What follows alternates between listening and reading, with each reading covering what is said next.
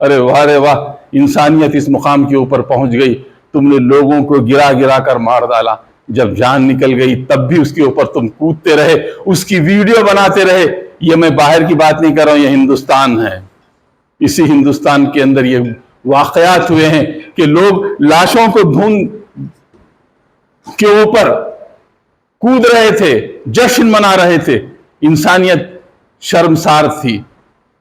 ایسے حالات کے اندر ایم پی جے جو شعور بیداری کی مہم لے کر اٹھا ہے، اس کا بنیادی مقصد یہی ہے کہ واقعتاً ہم اپنے ووٹ کا استعمال نہ کر ان لوگوں کے لیے راستہ فراہم کر رہے ہیں، ان لوگوں کے لیے راستہ فراہم کریں تاکہ وہ اقتدار پر جائیں اور پھر معصوموں کی جانوں اور مالوں، عزت اور آبروؤں کے ساتھ کھیلیں۔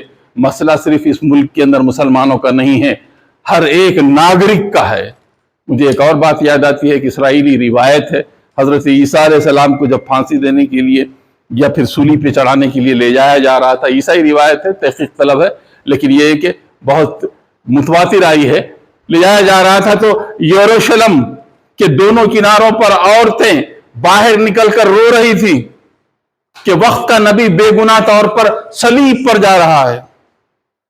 اس موقع پر حضرت عیسیٰ علیہ السلام نے اپنی قوم کی بیٹیوں سے، ماؤں سے خطاب کر کہا، تم اس لیے نہ رو کہ وقت کا نبی بے گناہ طور پر صلیب پر جا رہا ہے، تم اس لیے رو کہ تم نے ایسی اولاد کو جنم دیا جو ایک نبی کو تختہ دار پر پہنچا رہی ہے۔ میں آگے کی بات نہیں کہتا، بات یاد آ گئی، ورنہ میں پیپر رکھ کر تقریر نہیں کرتا۔ تو یہ صورتحال اس وقت ہے کہ تمہاری بے حسی، تمہاری سو جانا، تمہارا مطلب یہ کہ غافل ہو جانے کے نتیجے کے اندر مائیں جو ہے پریشان ہیں، بہنیں پریشان ہیں، بیٹیاں پریشان ہیں، لوگوں کے گھر برباد ہو گئے، لوگوں کے سہاگ اجڑ گئے۔ تو کہنے کی یہ ہے کہ یہ جو فرقہ پرستی کا زہر ہے، یہ در حقیقت اس ملک کے اندر سرائیت کر گیا ہے۔ ہماری مہم کی بات کرتا ہوں میں، چاہے وہ شعور بیداری کی ہو، وہ 2023 سے زیادہ اس کا نشانہ 2024 ہے۔ ہم کو ایک فیصلہ کن جنگ میں، جنگ کا لفظ استعمال کر رہا ہوں، وار ہے، اب مقابلہ کرنا ہے ہم کو، اس لیے کہ اگر ہم نہ کریں تو ہماری آنے والی نسلیں ہمیں معاف نہیں کریں گی۔ تم گھر نہ رکھنا تھا، تم جائیدادیں نہیں رکھنا تھا، لیکن تم ایسے حکمرانوں کے حوالے ہم کو کر گئے جو ہماری عزت و آبرو کو برباد کر رہے ہیں۔ ہم اپنے خبروں کے اندر بھی چین کے ساتھ نہیں سو سکتے۔ یہ 2024 کا ریہرسل ہے یا سمجھے پری فائنل ہے جو 2023 کے اندر ہم کھیل رہے ہیں۔ اسی لیے بڑی حرکتیں ہم نے دلت طبقات سے بھی بات کی، ہم جاگو تلنگانہ کے اندر بھی ہیں، ہم سیکولر پارٹیز کے ساتھ بھی ہیں، پارٹی سے مراد مطلب یہ کہ سول سوسائٹیز کے ساتھ بھی ہیں اور کام کر رہے ہیں۔ میں اپنی گفتگو سمیٹ لیتا ہوں، وقت بہت ہو گیا۔ اب وہ یہ ہے کہ بہت سے سوالات آئے، وہ یہ کہ اب ہم ووٹ ڈالنے کے لیے تو جائیں گے، اس بار بڑا اچھا جذبہ ہے، ہم نے ہر جگہ بیدار کیا ہے اور اس اعتبار سے جو ہے اب سوال یہ ہے کہ کس کو دیں، کس کو دیں؟ یہ ایک امتحان ہے۔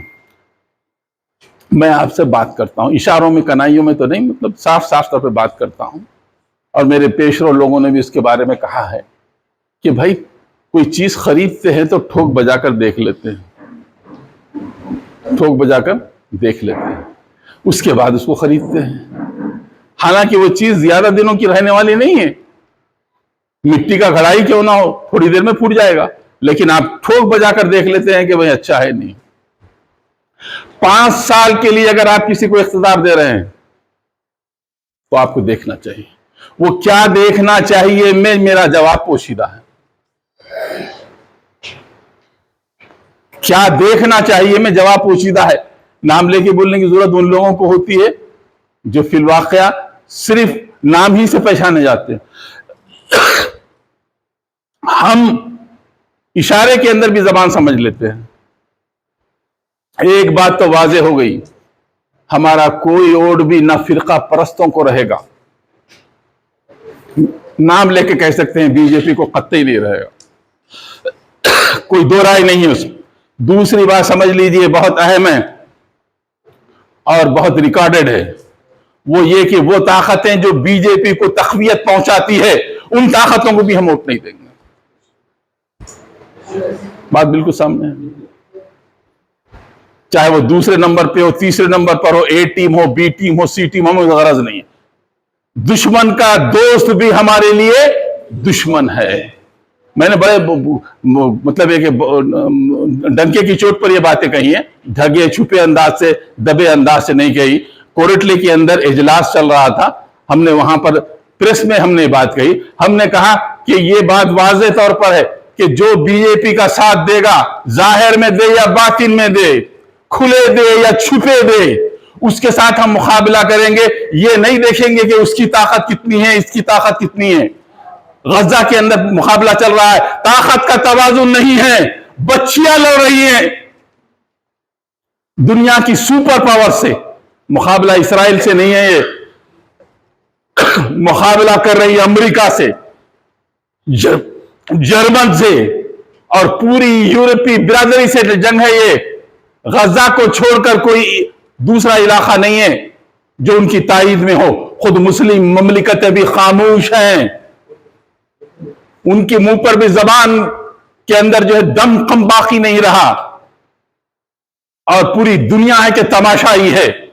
نتیجہ یہی ہے کہ یہ تماشا ایک دن ختم ہو جائے گا اس سوال پر، بِأَيِّ ذَنبٍ قُتِلَتْ، جب زندہ گاڑی ہوئی لڑکی سے، زندہ ہی ہے نا یہ، دواخانے کے اندر جو بمبارٹمنٹ ہے، جو لاشیں نکل رہی ہے، وہ لوگ تو ایک سیکنڈ پہلے زندہ تھے۔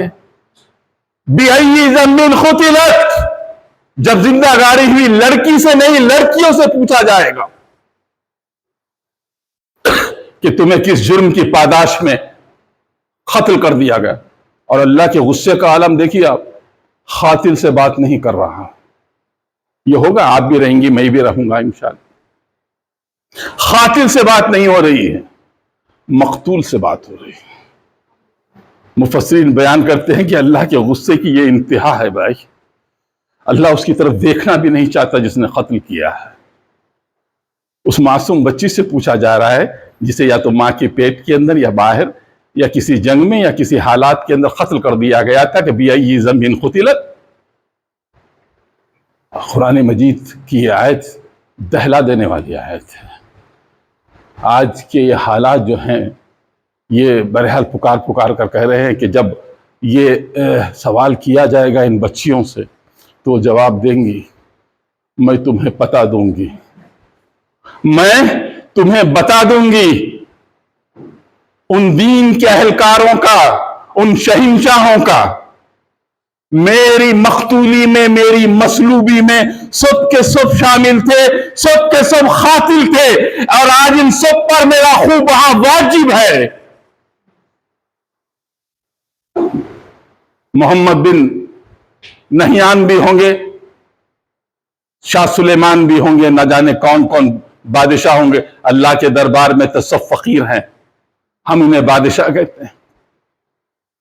اس وقت وہ لڑکی پوچھ بتائے گی، میرے مولا یہ سارے لوگ دیکھ رہے تھے تماشا، ہمارے اوپر جو آفت آئی تھی، ہم اس آفت میں تنہا تھے، ساری دنیا تماشائی تھی، ساری دنیا تو تھی ہوگی، ارے تیرے نبی کے امتی بھی تماشائی تھے۔ یہ وہ منظر نامہ ہے کہ جب آئے گا دن تب پتا چلے گا انہیں کہ انہوں نے وہ جرم کیا ہے جس کی اللہ کے دربار میں معافی نہیں ہو۔ یہ خاموشی خاموشی نہیں ہے، یہ خاموشی مجرمانہ قسم کی خاموشی ہے کہ نسلیں کٹتی رہیں، مرتی رہیں، گرتی رہیں، عزت عصمت پامال ہوتی رہی، اور تمہاری غیرت جاگی نہیں کہ تم ان کو بچانے کے لیے آگے۔ ارے ایک ہی شخص تھا، محمد بن قاسم، جب کس نے ایک آواز سنی، 18 سال کی عمر میں حجاز سے سفر کر کر ہندوستان آیا تھا، حملہ کرنے کے لیے نہیں آیا تھا، کسی کی عزت بچانے کے لیے آیا تھا۔ تم ان کی اولاد ہو اور تمہارا رویہ یہ ہے کہ تم اب تک آواز تک نہیں کرتے، تمہارے اندر کوئی حرکت تک پیدا نہیں ہوتی۔ تو بہرحال بات دوسری طرف